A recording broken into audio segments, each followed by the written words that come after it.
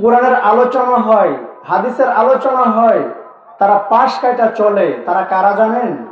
তারা হলো ওই সমস্ত লোক যে সমস্ত লোকে বলে যে ইসলাম আমরা ভালো করে জানি, ইসলাম আমাদেরকে বুঝাইতে হবে না, অথচ এদেরকে 50 জনের 100 জনের একটা জামাত নিয়ে আসেন, এরা দোয়ায়ে কুনুতটাও সঠিকভাবে বলতে পারবে না। তারাই বলতেছে ইসলাম খুব জানি। এদেরকে যদি বলা হয় আপনি একটু পড়েন না তাশাহুদ, পড়তে পারবে না। দোয়ায়ে কুনুত পড়েন, পড়তে পারবে না। সানাটা সহি শুদ্ধভাবে পড়েন, পড়তে পারবে না। অথচ এদের জামানার মসজিদ গুলো মাটির ছিল, মাটি থেকে টিনে পরিবর্তন হয়েছে, টিন থেকে এখন দালান উঠেছে, ফাউন্ডেশন হয়েছে, কয়েক যুগ পরিবর্তন হয়েছে, কয়েক পুরুষ পরিবর্তন হচ্ছে, কিন্তু ইসলাম সম্পর্কে এরা একেবারে অজ্ঞ। এরা বুঝতেও চায় না। এরকম মানুষ সমাজে আছে না নাই? এরা বুঝতেও চায় না। ভাইয়ারা আমার, দিন কতটুকু জরুরি আমাদের জন্য, দিন বোঝাটা, এই বিষয়গুলো আলোচনা করলে আপনারা বুঝতে পারবেন যে আমরা কোথায় আছি। দিন আমাদের জন্য কত জরুরি ছিল আর আমরা দিন থেকে কত দূরে আছি। মসজিদের মাইকে ঘোষণা হয়েছে অমুকের বাবা নাই, মাইকে ঘোষণা হয়েছে অমুকের মা দুনিয়াতে নাই। বাবার জানাজার সালাতের মধ্যে আল্লাহু আকবার বলে দাঁড়িয়েছে। ভাই, কথাগুলো আপনাকে বলছি, আমিও আমার নিজেকে বলছি।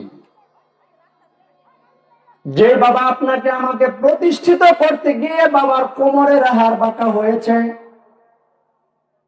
আপনি আর আমি বাবার হাড় ভাঙ্গা মেহনতের দ্বারা আজ প্রতিষ্ঠিত। বাবা কত রৌদ্রে পড়েছে, বৃষ্টিতে ভিজেছে, জমিনে কাজ করেছে।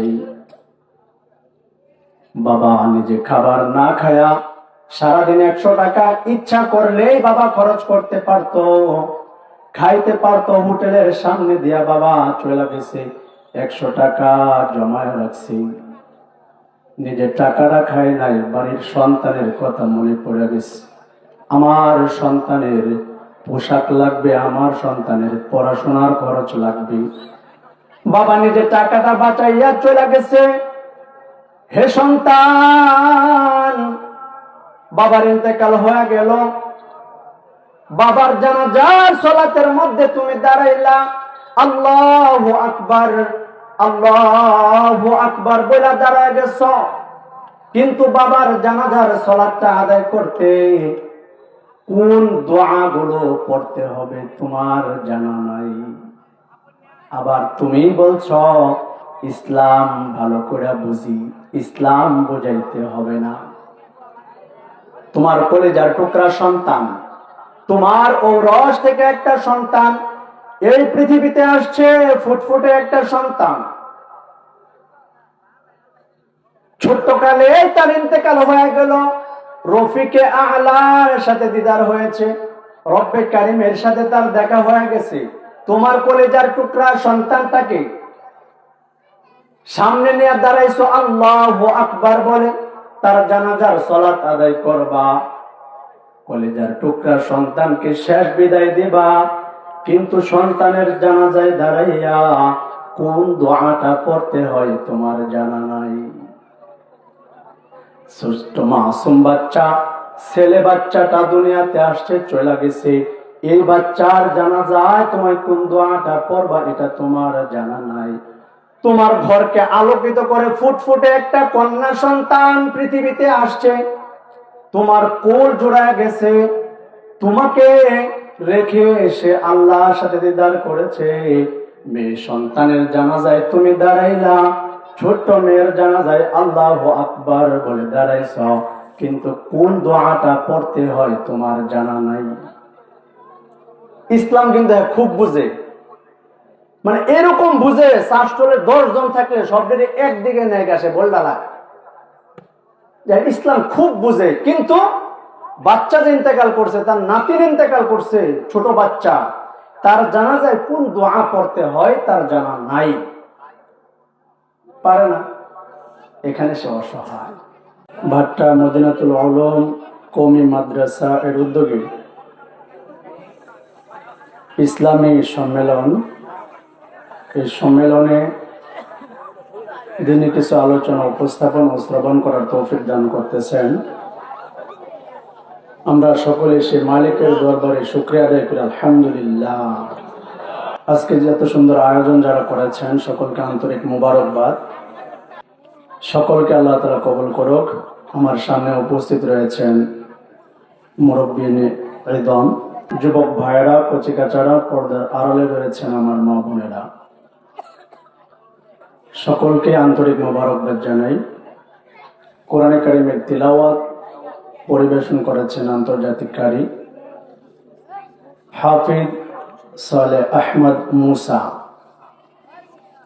আল্লাহ তাআলা ওনার হায়াত এবং জবানের মধ্যে বারাকা দান করুক। এত সুন্দর চমৎকার কোরআনে কারিমের তিলাওয়াত আপনাদের কাছে কি ভালো লেগেছে?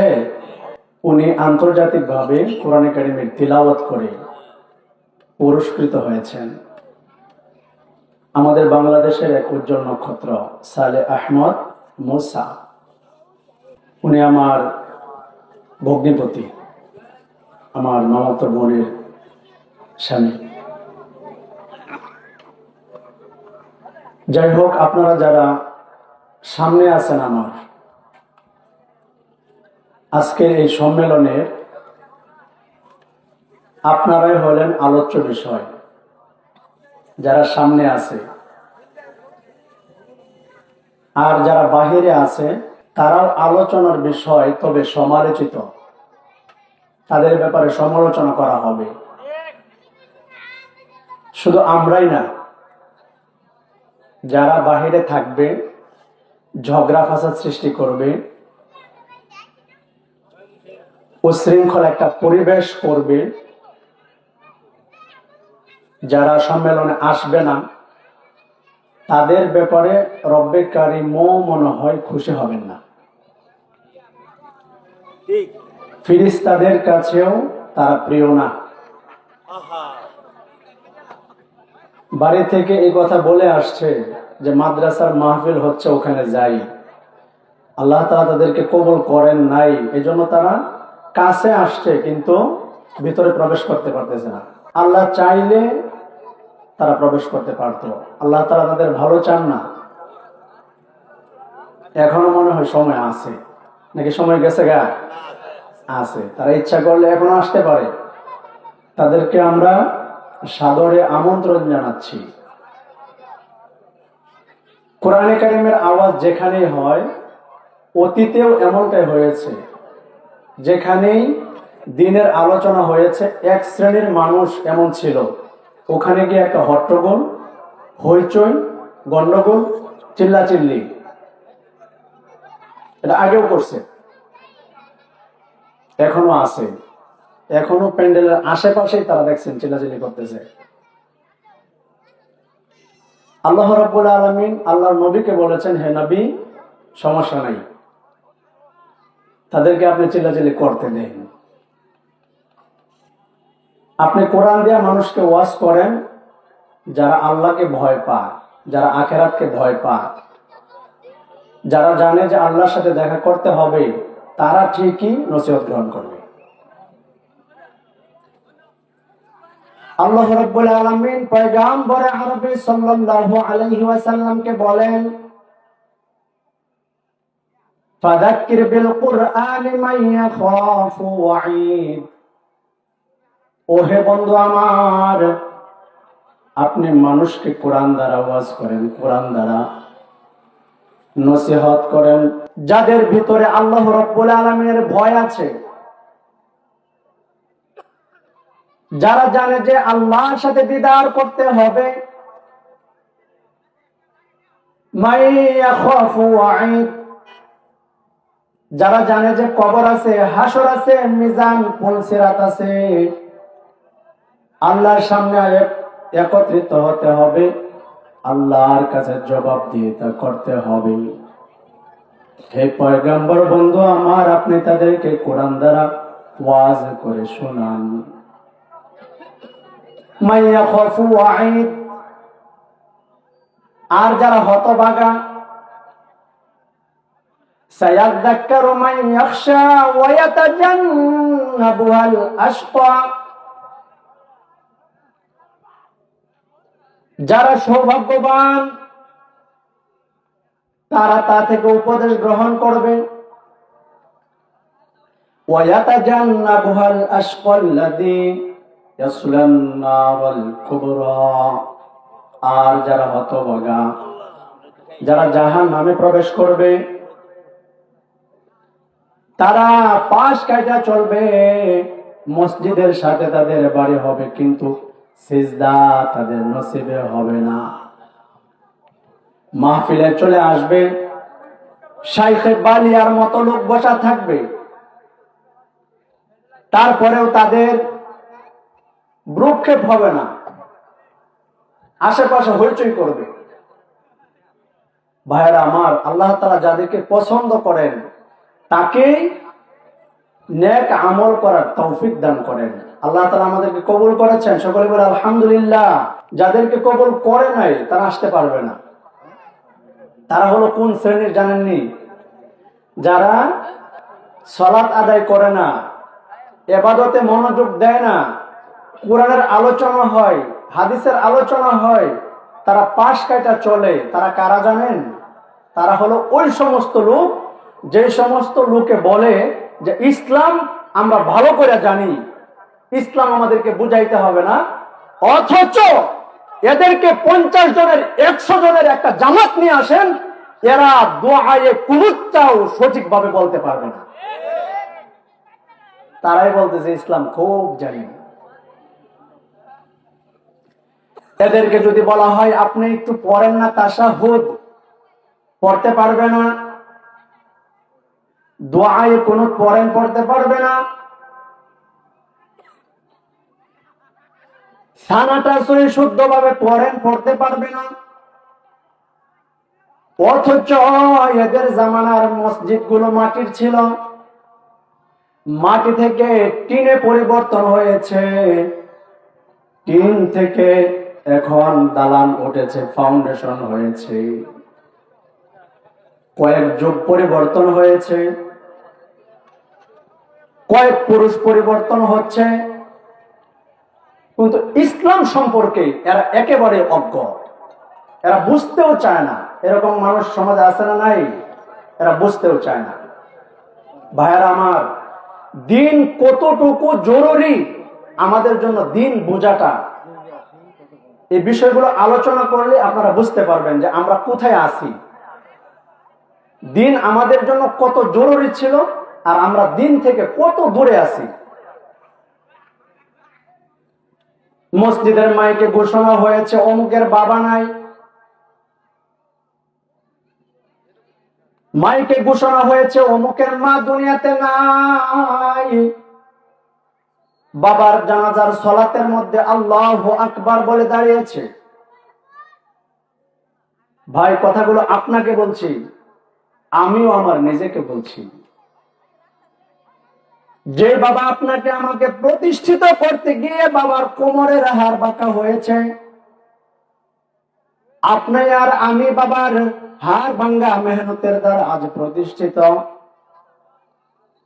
বাবা কত রোদ্রে পড়েছে, বৃষ্টিতে ভিজেছে, জমিনে কাজ করেছে, বাবা নিজে খাবার না খায়া সারাদিন 100 টাকা ইচ্ছা করলেই বাবা খরচ করতে পারতো, খাইতে পারতো, হোটেলের সামনে দিয়া বাবা চলে গেছে, 100 টাকা জমায় রাখছি, নিজের টাকাটা খায় নাই, বাড়ির সন্তানের কথা মনে পড়ে গেছে, আমার সন্তানের পোশাক লাগবে, আমার সন্তানের পড়াশোনার খরচ লাগবে, বাবা নিজের টাকাটা বাঁচাইয়া চলে গেছে। হে সন্তান, বাবার ইন্তেকাল হয়ে গেল, বাবার জানাজার সালাতের মধ্যে তুমি দাঁড়াইলা, আল্লাহু আকবার আল্লাহু আকবার বলে দাঁড়ায় গেছ, কিন্তু বাবার জানাজার সালাতটা আদায় করতে কোন দোয়াগুলো পড়তে হবে তোমার জানা নাই। আবার তুমি বলছো ইসলাম ভালো করে বুঝি, ইসলাম বোঝাইতে হবে না। তোমার কলেজার টুকরা সন্তান, তোমার ঔরস থেকে একটা সন্তান এই পৃথিবীতে আসছে, ফুটফুটে একটা সন্তান, ছোট্টকালে তার ইন্তেকাল হয়ে গেল, রফিকে আলার সাথে দিদার হয়েছে, রব্বে কারিমের সাথে তার দেখা হয়ে গেছে। তোমার কলেজার টুকরা সন্তানটাকে সামনে নিয়ে দাঁড়াইছো, আল্লাহু আকবার বলে তার জানাজার সালাত আদায় করবা, কলেজার টুকরা সন্তানকে শেষ বিদায় দিবা, কিন্তু সন্তানের জানাজায় দাঁড়াইয়া কোন দোয়াটা পড়তে হয় তোমার জানা নাই। ছোট্ট মাসুম বাচ্চা, ছেলে বাচ্চাটা দুনিয়াতে আসছে, চলে গেছে, এই বাচ্চার জানাজায় তোমায় কোন দোয়াটা পড়বা এটা তোমার জানা নাই। তোমার ঘরকে আলোকিত করে ফুটফুটে একটা কন্যা সন্তান পৃথিবীতে আসছে, তোমার কোল জোড়ায় গেছে, তোমাকে রেখে এসে আল্লাহর সাথে দিদার করেছে। মেয়ে সন্তানের জানাজায় তুমি দাঁড়াইলা, ছোট্ট মেয়ের জানাজায় আল্লাহু আকবার বলে দাঁড়াইছ, কিন্তু কোন দোয়াটা পড়তে হয় তোমার জানা নাই। ইসলাম কিন্তু খুব বুঝে, মানে এরকম বুঝে শাস্ত্রে 10 জন থাকলে সবদিকে একদিকে নেয় গেছে বলডালা।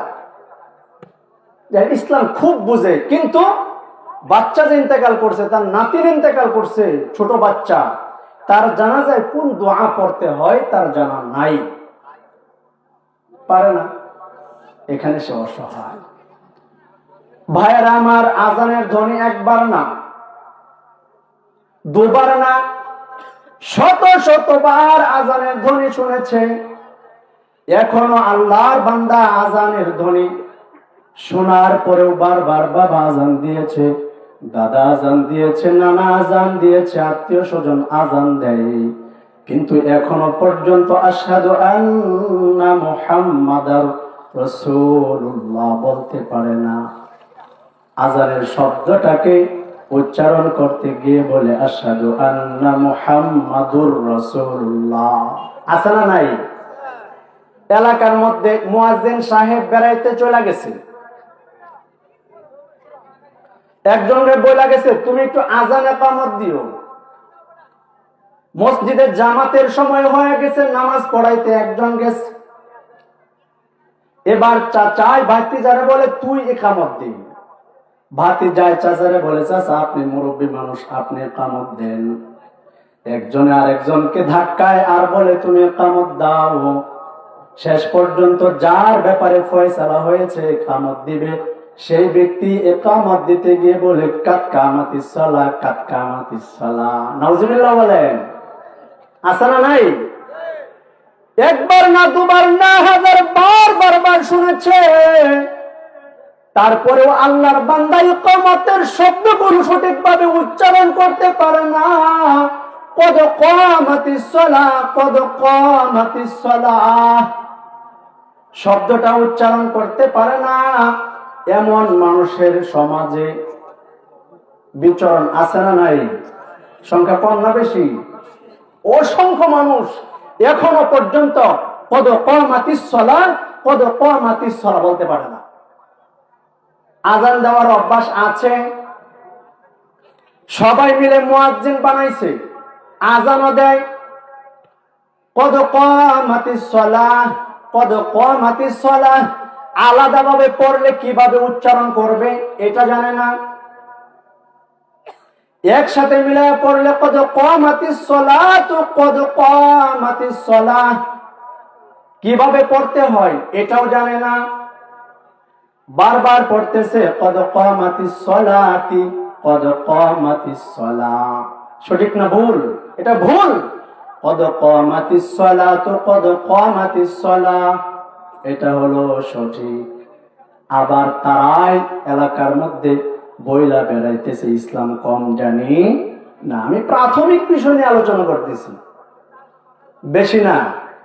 এই মদিনাতুল উলুম ভাট্টা মাদ্রাসার 7 বছরের একটা বাচ্চাকে দাঁড়া করায় দেন যে তুমি আযান দাও, তুমি ইকামত দাও, চমৎকার ভাবে সহি শুদ্ধ রূপে আযান ইকামত দিয়া দিবে, ঠেকবে না।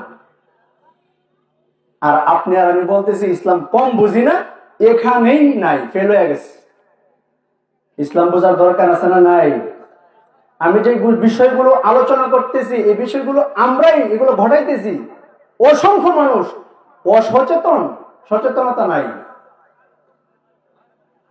এজন্য ভাইয়েরা আমার, দিন বোঝা দরকার। একটা একটা করে অল্প অল্প আমল করেন, বুঝেন, নতুন ভাবে আবার নতুন একটা সময়, নতুন আরেকটা জীবন শুরু করেন।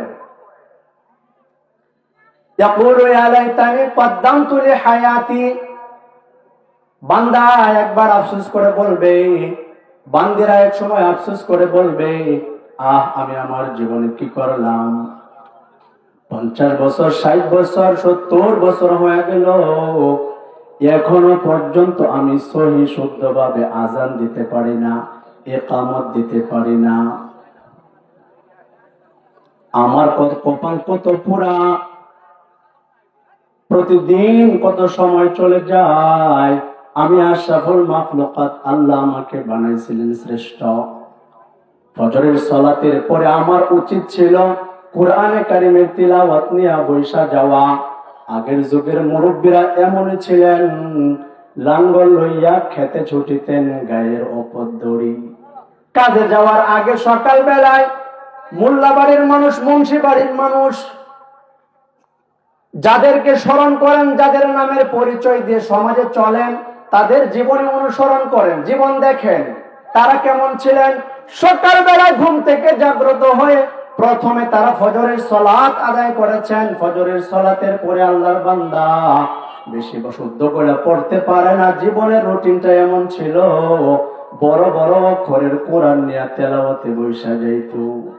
তিলাওয়াত কইরা তারপরে চিরামুড়ি খাইয়া তারপরে মাঠে কাজ করতে যাইত। তারাও মানুষ, আমরাও মানুষ, আমাদের রুটিনটা কেমন?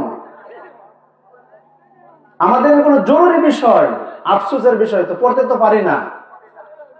এশার নামাজের পরে কোরআনে কারিমের তিলাওয়াত, একজন বন্ধু তেলাওয়াত করছে, ছাত্র বন্ধু, আবার আমাদের কারি সাহেব তেলাওয়াত করেছেন। কোরআনে কারিমের তিলাওয়াত অশান্ত হৃদয়কে প্রশান্ত করে দেয়।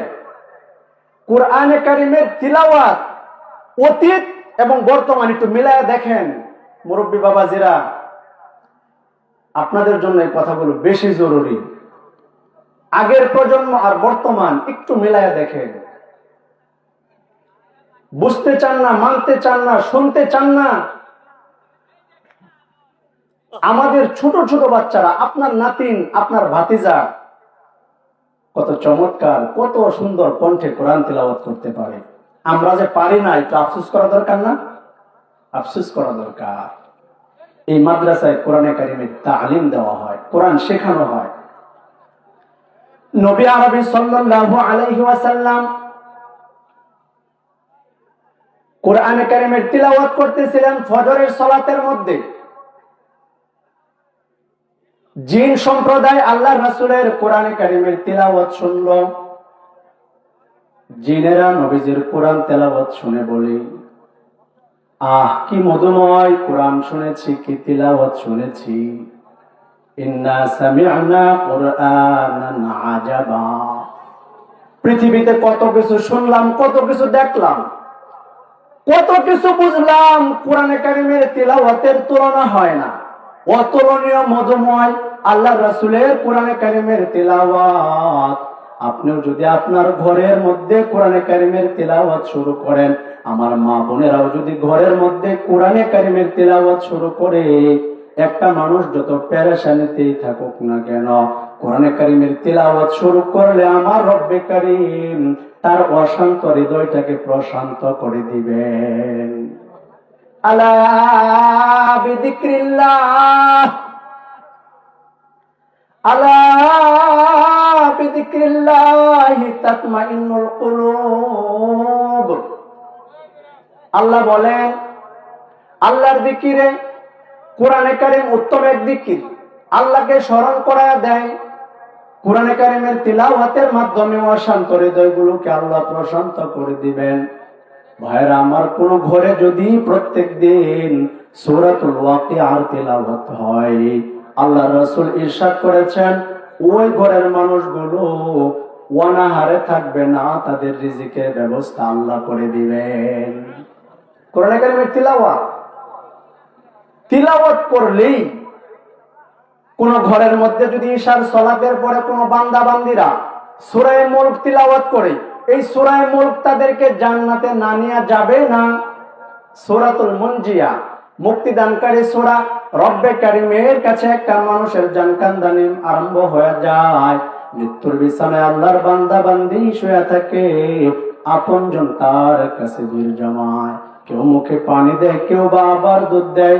আপনজন তাকে দেখে কাঁদে, নিথর দেহ পড়ে থাকে, ফেল ফেল করে তাকাইয়া থাকি, কথা বলার সুযোগ নাই আল্লাহর বান্দা বান্দির। এমন সময় মুমূর্ষ ব্যক্তির পাশে যদি সূরা ইয়াসিনের তিলাওয়াত করা হয়, আল্লাহর রাসূল বলেন তার মৃত্যুর কষ্ট অনেক কমে যাবে। সূরা ইয়াসিনের তিলাওয়াত, এদিকে ওদিকে তাকালে কিন্তু আলোচনার সমস্যাও হবে, আর ফায়দাও আপনাদের হবে না। মেহমান আসবেন যাবেন, আমরা আলোচকের দিকে তাকাবো। ভাইয়েরা আমার, বলতেছিলাম কোরআনে কারীমের তিলাওয়াত এমনিও যদি তিলাওয়াত করে, যে ঘরের মধ্যে কোরআনে কারীমের তিলাওয়াত থাকে ওই ঘরটা হলো আবাদ ঘর, আর যে ঘরের মধ্যে কোরআনে কারীমের তিলাওয়াত নাই ওই ঘরটা হলো বিরান ঘর। ওই ঘরের মধ্যে আল্লাহর রহমত থাকবে না, আল্লাহর বরকত থাকবে না। আল্লাহর বান্দা বান্দিরা কোরআন তেলাওয়াত করবে, না খায়া থাকবে, তারপরেও মানুষে শুনবে না। বরকত দিয়ে আল্লাহ ভরপুর করে দিবেন। এজন্য সকলে প্রত্যেক দিন কোরআনে কারীমের তিলাওয়াত করবেন তো, প্রত্যেক দিন রুটিনের মধ্যে রাখবেন। আমল করতে হবে, ভাইরাল বক্তার পিছনে ছুটলে লাভ নাই, ভাইরাল বক্তার পিছনে ছুটলে লাভ নাই। সারাদিন কোনো আমল করে নাই, ভাইরাল বক্তার পিছনে, ভাইরাল মানুষের পিছনে, ভিআইপিদের পিছনে ছুটছে। সুপারস্টার কারা কারা আছে, এই মানুষগুলোর পিছনে ছুটে জীবন ধ্বংস করে দিয়েছে। অথচ রাসূল বলেন, আল্লাহর নবী সরওয়ারে কায়নাত, ফখরে মওজুদাত, রূহে দু আলম, সাইয়্যিদুল ওয়ারা, শামসুল হুদা, কাশাফাত দুজা, নবিয়ুর রাহমা, নবিয়ুল মালহামা, শাফি' ওয়া হুয়া মুশাফফা, ইয়াশফা'ু লানা ইয়াউমাল কিয়ামা। আল্লাহ রাব্বুল আলামিন যাকে শাফাআতে কুবরা দান করবেন, ওই নবী বলেন আমার উম্মতেরা যদি প্রত্যেকদিন ফজরের সালাতের পরে, মাগরিবের সালাতের পরে 7 বার করে বলে আল্লাহুম্মা আজিরনি মিনান নার, আল্লাহুম্মা আজিরনি মিনান নার, আল্লাহুম্মা আজিরনি মিনান নার। আল্লাহ, আমার হাতে গুনার দুর্গন্ধ, মুখে গুনার দুর্গন্ধ, চোখেও গুনার দুর্গন্ধ, আমি গুনাহগার। মালিক, তোমার জাহান্নাম দেখি নাই, শুনেছি খুবই কঠিন। আল্লাহ, তোমার জাহান্নামকে ভয় পায়, আমাকে তুমি মুক্তি দান করো। আল্লাহ রাসূল বলেন, আল্লাহ জাহান্নামকে প্রশ্ন করবে, হালিম তালাতি, হে জাহান্নাম তোর পেট ভরছেনি? জাহান্নাম বলবে হাল মিন মাজিদ, হাল মিন মাজিদ। আল্লাহ, আরো আসেনি, দাও, পাপিষ্ঠ পুরে সারখার করে দেই।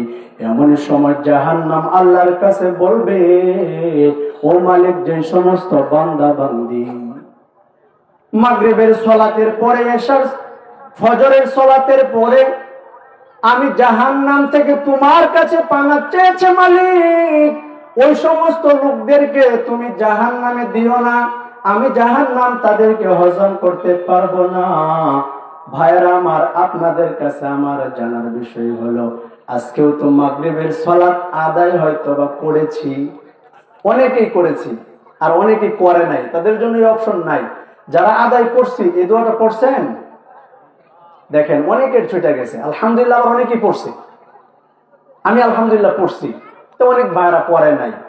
কত বড় গুরুত্বপূর্ণ দোয়া, অথচ বাইরা বক্তার পেছনে ছুটতাছি। হাইটটা যাইলেও 5 কিলো দামও লাগে শুনবো গিয়া। ওয়াজ শোনা ভালো, তবে আমল ছেড়ে দিয়ে নয়। আগে আমার আমল করতে হবে। প্রত্যেক দিন আমার রুটিনের মধ্যে নেক আমল থাকবে। আল্লাহর রাসূল বলেন, আমার উম্মতেরা যদি জানা বিষয় জানায় দেওয়ার নামই ওয়াজ, অজানা বিষয় জানায় দেওয়ার নাম তালিম, শিখায়া দেওয়া। আর জানা বিষয় স্মরণ করায়া দেওয়া, এটা ওয়াজ। আমি আপনাদেরকে একটু স্মরণ করায়া দিয়েছি, এগুলো জানেন। আল্লাহর রাসূল বলেন, আমার উম্মত নারী হোক কিংবা পুরুষ হোক, ফরজ সালাতের পরে যদি আয়াতুল কুরসি তিলাওয়াত করে মৃত্যুবরণ করবে আর সোজা জান্নাতে চলে যাবে। সুবহানাল্লাহ। জরুরি আমাদের জন্য প্রত্যেকদিন আয়াতুল কুরসি পাঠ করা। নেক আমলগুলো ইনশাআল্লাহ করব, তো করার চেষ্টা করবেন। কোরআন তেলাওয়াত করবেন, ছোটখাটো নেক আমলগুলো করবেন, এগুলোই ওয়াজ। ভাইরা আমার, কোরআনে কারিমের তিলাওয়াত হুজুর তেলাওয়াত করেছেন। এবার আসেন, কোরআন কেন এত মহান?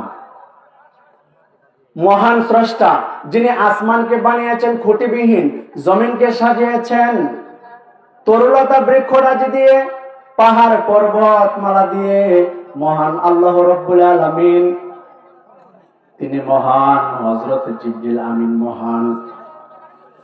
নবী পয়গম্বরদের মধ্যে সবচেয়ে মহান আপনার আমার পয়গম্বর, যিনি আমাদের জন্য সুপারিশ করবেন। মাসের মধ্যে সর্বশ্রেষ্ঠ মাস হলো রমজান মাস। মানুষের মধ্যে সর্বশ্রেষ্ঠ হলো আপনার আমার নবী, উম্মতের মধ্যে সর্বশ্রেষ্ঠ হলাম আমরা। রব্বে কারীম সূরা আল ইমরানে বলেছেন, পয়গম্বর আদমের উম্মত শ্রেষ্ঠ বলেন নাই। পয়গম্বর নূহ আলাইহিস সালাম ওনার উম্মতকে শ্রেষ্ঠ বলেন নাই।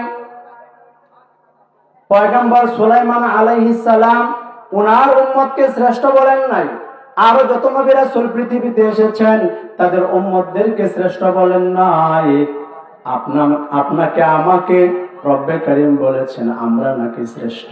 সন্দেহ আছে? আমরা হলাম শ্রেষ্ঠ। আমাদের উপর শ্রেষ্ঠ নবীর উপর মহান স্রষ্টা কোরআন নাজিল করেছেন শ্রেষ্ঠ দিনে, শ্রেষ্ঠ উম্মতের উপর। এই কোরআন যারা পড়বে আল্লাহর রাসূল বলেন তারা শ্রেষ্ঠ। সুবহানাল্লাহ। কোরআনকে উলামায়ে কেরাম শুধু পড়বেন নাকি সবাই? আল্লাহ রাসূল সবার জন্য বলছেন, যে পড়বে, যে কথাটা আছে খায়রুকুম মান তাআল্লামাল কুরআনা, যে ব্যক্তি স্কুলে পড়ে সমস্যা নাই কোরআন তেলাওয়াত করতে পারে শ্রেষ্ঠ, মাদ্রাসায় পড়ে কোরআন তেলাওয়াত করতে পারে সে শ্রেষ্ঠ, ব্যবসা বাণিজ্য করে কোরআন তেলাওয়াত করতে পারে সে শ্রেষ্ঠ, রাজনীতি করে কোরআন তেলাওয়াত করতে পারে সে শ্রেষ্ঠ, মা বোন আমার কোরআন তেলাওয়াত করতে পারে তারা শ্রেষ্ঠ, যে কোনো একটা বাচ্চা কোরআন তেলাওয়াত করতে পারে সে শ্রেষ্ঠ। আল্লাহ রাসূল বলেছেন, মান তাআল্লামাল কুরআনা, যে কোরআন শিখে সেই শ্রেষ্ঠ, ওয়া আল্লামা, যে মানুষকে শেখায় সে শ্রেষ্ঠ। তা আমরা ইচ্ছা করলে সবাই তো শ্রেষ্ঠ হতে পারি, আমরা পিছায় আছি কেন? জমিনের মারফত সব বুঝে। একটা লাউ কিনতে গেলে বাট্টা বাজারে গিয়া 60টা চিমড়ি দেয়। একটা লাউ 20 টাকাতে কিনবো, চিমড়ি কটা দিছে? 4টা। মানে সে কোথাও ঠকতে রাজি না, কিন্তু এক জায়গায় যে গিয়ে ঠকে পড়ে রয়েছে এটা তার খবরও নাই। এই যে আল্লাহু আকবার বলা দাঁড়ায় চুপ কইরা কিচ্ছু পারে না, কিছু শিখে নাই। বলেন এখানে কি আগায় আছে না পিছায় আছে? পিছায় আছেন আপনি। আপনি যতই বলেন আপনি এখানে পিছায় আছেন, তা আগানো দরকার না। এজন্য প্রত্যেকের জন্য কোরআন শেখা দরকার। কোরআন শ্রেষ্ঠ, যে শিখবে সে শ্রেষ্ঠ। ভাইরা আমার, যে মানুষগুলো শ্রেষ্ঠ, এখানে আসার পরে শুনেছি আজকে পাগড়ি পরবে অনেকজন, 6 জনের কথা মনে হয় শুনছি। কয়জন? যারা পাগড়ি প্রদান করবে তারাও শ্রেষ্ঠ, যারা পাগড়ি মাথায় বাঁধবে তারা শ্রেষ্ঠ। যারা পাগড়ি মাথায় বাঁধবে, যে বাচ্চাদের মাথায় পাগড়ি উঠবে তার উস্তাদ শ্রেষ্ঠ, তার মা বাবা শ্রেষ্ঠ, যারা এই সহযোগিতাটা করে দিল তারাও শ্রেষ্ঠ।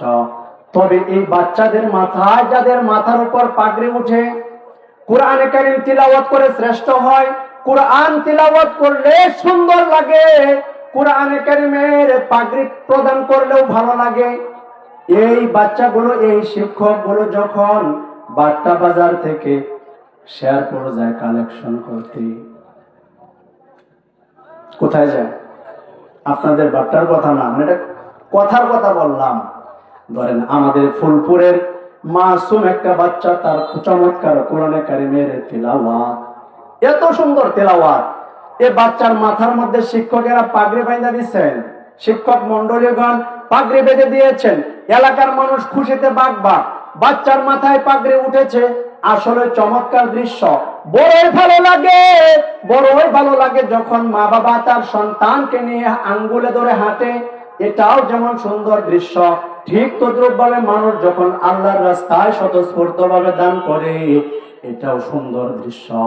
মাসুম বাচ্চা যখন মাথায় পাগড়ি পরে, এটাও সুন্দর দৃশ্য। তবে এই আলেম উলামা, এত সম্মানী মানুষগুলো, এই বাচ্চা যখন পাগড়ি পরা বাচ্চাটা কোরআন এত সুন্দর তিলাওয়াত করে, মাত্র 2 টাকা 5 টাকার জন্য দূর দূরান্ত গিয়ে কালেকশন করে, দৃশ্যটা কেমন লাগে? কোন দিকে, ভালো না খারাপ? আমার মনে হয় রব তখন রাগান্বিত হন, রাসূল রাগান্বিত হন, কেন এর জবাবদিহিতা মানুষের করতে হবে। আলা কুল্লুকুম রাঈন ওয়া কুল্লুকুম মাসউলুন আন রাইয়াতিহি। তোমার এলাকার মসজিদ, তোমার ঘর এত সুন্দর করে সাজাইছো, তোমার বাথরুমটা পর্যন্ত মোজাইক টাইলস করেছো, অথচ তোমার মসজিদের ইমামকে ওই শেরপুর, ওই ঢাকা পাঠায় দিছো 2 টাকা 5 টাকার জন্য। ইমাম সাহেব হুজুর যা কালেকশন করে নিয়ে আসেন। আমার আল্লাহ মনে হয় রাগান্বিত হন। এই মাসুম বাচ্চা, ফেরেশতার মতো দেখতে এই বাচ্চাটাকে, এই বাচ্চাটা যখন এত সম্মানী একটা বাচ্চা পাগড়ি পরে, মা বাবার মন খুশি হয়ে যায়, এলাকার সবার মন খুশি হয়ে যায়, শিক্ষকের হাজারো দিনের মেহনত, এত কষ্ট এত শ্রম তার পিছনে শিক্ষকের, এই 5 টাকার জন্য একটা বাচ্চা যখন এত দূরে চলে যায়, আমার মনে হয় আল্লাহর কাছে জবাবদিহিতা করতে হবে এর জন্য। আপনারা কি করছিলেন? কি করছিলেন? এই সুযোগটা আমাদের কারণে হয়েছে, কমিটির কারণে হয়েছে, আমার অবহেলার কারণে। আমার একটা বিয়ের অনুষ্ঠান করি, মুসলমানের একটা অনুষ্ঠান করি, লক্ষ লক্ষ টাকা খরচ করি, অযথা যেখানে প্রয়োজন নাই আনন্দ ফুর্তি করতে গিয়ে, বিভিন্ন জায়গায় ঘুরতে গিয়ে লক্ষ লক্ষ টাকা খরচ করি, অথচ আমার ইমাম একটু ভালো চলবে, 10,000 20,000 টাকা ইমামের বেতন হবে, এটা সহ্য করা করতেই পারে না। ভাইয়ারা আমার, এই পর্যন্তই আলোচনা শেষ করে দিলাম। কথাগুলো বোঝার চেষ্টা করবেন। আমি আপনাদের কাছের মানুষ। উলামায়ে কেরাম যেরকম আল্লাহ মহান, নবী মহান, কুরআন মহান, প্রত্যেকটা উলামায়ে কেরামের জন্য অবশ্যই আত্মনির্ভরশীল হয়ে উঠতে হবে, যেন মানুষের কাছে হাত না পাততে হয়। আর এলাকার মধ্যে যেখানেই মসজিদ, যেখানেই দ্বীনি খেদমত গুলো হচ্ছে, উলামায়ে কেরাম চাইবে কেন? আপনাদের জন্য এমন ভূমিকা থাকা দরকার যে হুজুর আমার কাছ থেকে নেন, হুজুরে পরে বলবে যে আপনি তো সব সময় দেন, এই বছর আরেকজনকে সুযোগ করে দেন। এরকম করা দরকার। আপনারা ইসলামের পাশে, দ্বীনের পাশে, উলামায়ে কেরামের পাশে, মসজিদ মাদ্রাসার পাশে ইনশাআল্লাহ থাকবেন তো? আল্লাহ তাআলা আমাদের সকলকে কবুল করুক। ওমা আলাইনা ইল্লাল বালাগ। যে আলোচনা করছিলাম ওটার সূরা কুরাইশ তাফসীর করার সুযোগ নাই, যদি কোনো সময় মিলে ইনশাআল্লাহ। আল্লাহ তাআলা যেন আমাকেও হায়াতের মধ্যে বারাকা দান করেন, আপনাদেরকেও সকলকে কবুল করুক, আমিন। আর আমাদের উস্তাদে মুহতারাম, আমাদের হযরত, আমাদের সেরে তাজ আল্লামা ইমদাদুল হক সাহেব দামাত বারাকাতুহু, হযরতের জন্য আপনারা প্রাণ খুলে প্রাণ ভরে দোয়া করবেন। আল্লাহ তাআলা যেন ওনাকে দীর্ঘ নেক হায়াত দান করেন, আমিন। ওয়া মা আলাইনা ইল্লাল বালাগ।